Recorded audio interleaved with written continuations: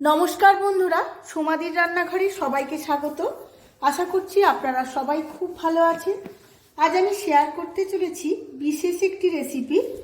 মাছ, মাংস, ডিমের অনেক রেসিপিই তো আমরা খেয়েছি, কিন্তু সোয়াবিন দিয়ে এই রেসিপিটি যদি একবার বানিয়ে নেওয়া যায় তাহলে কেমন হয়। পুরীর বিখ্যাত সয়াবিনের কোরমা কারি খুবই সহজ পদ্ধতিতে কম সময়ে বানিয়ে আমি শেয়ার করব। ভিডিওটি প্রথম থেকে শেষ পর্যন্ত দেখার জন্য অনুরোধ রইল। আমার চ্যানেলে নতুন বন্ধুদের কাছে অনুরোধ আমার চ্যানেলটিকে সাবস্ক্রাইব করার জন্য, আর ফেসবুক বন্ধুদের কাছে অনুরোধ পেজটিকে ফলো করার জন্য। চলুন দেখে নেওয়া যাক রেসিপিটি। এখানে আমি বড় সাইজের 250 গ্রাম সয়াবিন নিয়ে নিয়েছি। অন্য একটি পাত্রে জল বসিয়ে দিয়েছিলাম, জলটা ফুটেও গেছে। সমস্ত সয়াবিনগুলো এই জলের মধ্যে দিয়ে 5 মিনিট ভালোভাবে সেদ্ধ করে নেব। সয়াবিনগুলো 5 মিনিটের মতো সেদ্ধ হয়ে গেছে। এবার গরম জলটা আমি ফেলে দেব। সয়াবিনগুলো সেদ্ধ হওয়ার পর 2-3 বার জল পাল্টে পাল্টে ধুয়ে নিয়েছি। এখন ঠান্ডা জল দিয়ে দিয়েছি। এবার আমি জল থেকে নিংড়ে সয়াবিনগুলো তুলে নেব। তাতে তরকারির টেস্টও খুব ভালো হবে আর গন্ধটাও চলে যাবে সয়াবিনের।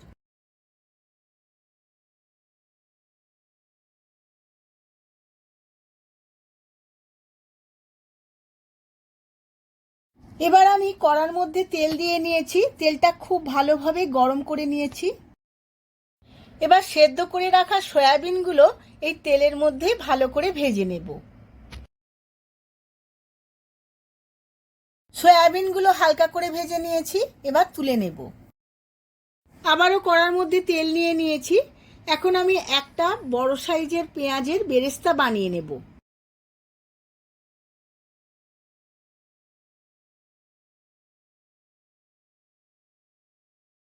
বেরেস্তাটা হতে হতে ওদিকে সয়াবিনগুলো আমি ম্যারিনেট করে নেব। ভাজা সয়াবিনগুলোর মধ্যে দিয়ে দেব প্রথমেই 2 চামচ টক দই, আর দিয়ে দেব 1 চামচ হলুদ গুঁড়ো, 1 চামচ জিরের গুঁড়ো, 1 চামচ কাশ্মীরি লঙ্কার গুঁড়ো, আর দেব 1 চামচ ধনের গুঁড়ো, আর দিয়ে দেব অল্প একটু গোলমরিচ গুঁড়ো। সমস্ত মশলাগুলো খুব ভালোভাবে সয়াবিনের সাথে মাখিয়ে নেব। মশলাটা মাখিয়ে রেখে 10 থেকে 15 মিনিট রেস্টে রেখে দেব। পেঁয়াজের বেরেস্তাটা আমার হয়ে গেছে। এবার তেল ছেঁকে তুলে নেব। ওই একই তেলের মধ্যে আমি ফোড়ন দিয়ে দেব। তার মধ্যে 2টো শুকনো লঙ্কা, একটা তেজপাতা, অল্প একটু গরম মশলা, আর দিয়ে দেব 1/2 চামচ জিরে। সমস্ত উপকরণগুলো খুব ভালোভাবে ভেজে নেব। ফোড়নগুলো খুব ভালো করে ভাজা হয়ে গেছে। এবার দিয়ে দেব 1 চামচ রসুন আর আদা কুচনো। আদা কুচো আর রসুন কুচো খুব ভালোভাবে ফোড়নের সাথে ভেজে নেব।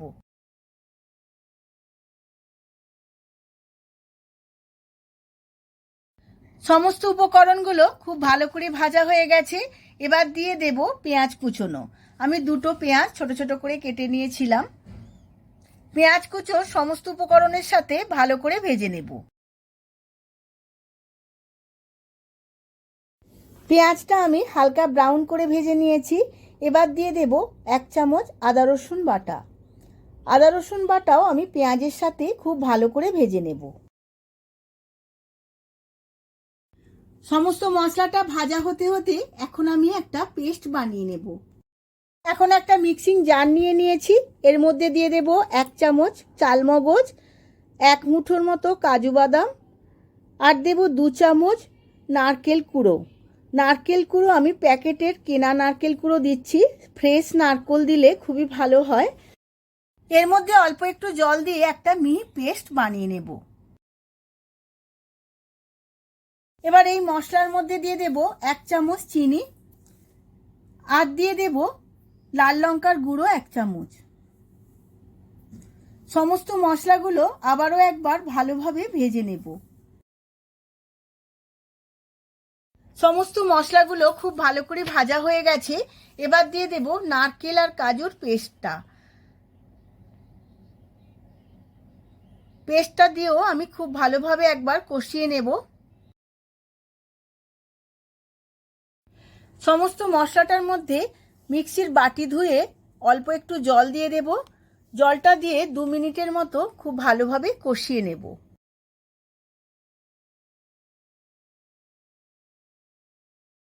সমস্ত মশলাটা খুব ভালোভাবে কষিয়ে নিয়েছি 2 মিনিটের মতো।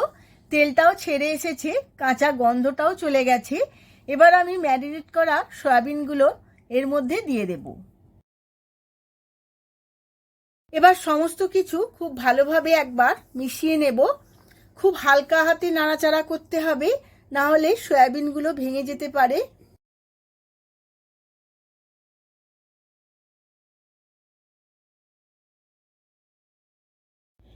এবার এর মধ্যে দিয়ে দেব স্বাদ মতো নুন।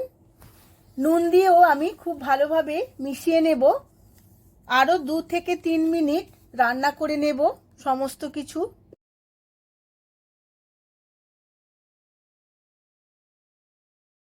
2-3 মিনিট রান্না করে নেওয়ার পর বেশ ভালো করে তেল ছেড়ে এসেছে। এবার এর মধ্যে কিছু উপকরণ দিয়ে দেব।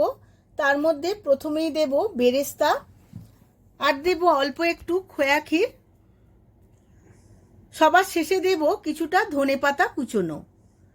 এই সমস্ত উপকরণগুলো দিয়ে আবারও একবার ভালোভাবে মিশিয়ে নেব।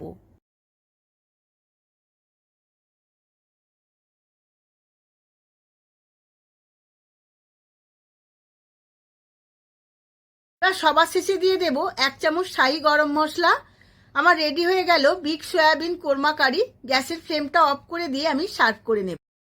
এই বিগ সয়াবিন কোরমা আপনারা রুটি, পরোটা, লুচি বা চাপাটি যার সঙ্গেই খান না কেন খুবই ভালো লাগবে। আমার মতো করে আপনারাও বাড়িতে একবার বানিয়ে দেখুন, আর কেমন হয়েছে আমার কমেন্ট বক্সে কমেন্ট করে জানাতে ভুলবেন না। ভিডিওটা যদি ভালো লেগে থাকে ভিডিওটিতে প্রচুর প্রচুর লাইক, শেয়ার, কমেন্ট করবেন। আজ তাহলে আসি, আবার দেখা হবে পরবর্তী ভিডিওতে নতুন কোনো রেসিপি নিয়ে। ধন্যবাদ।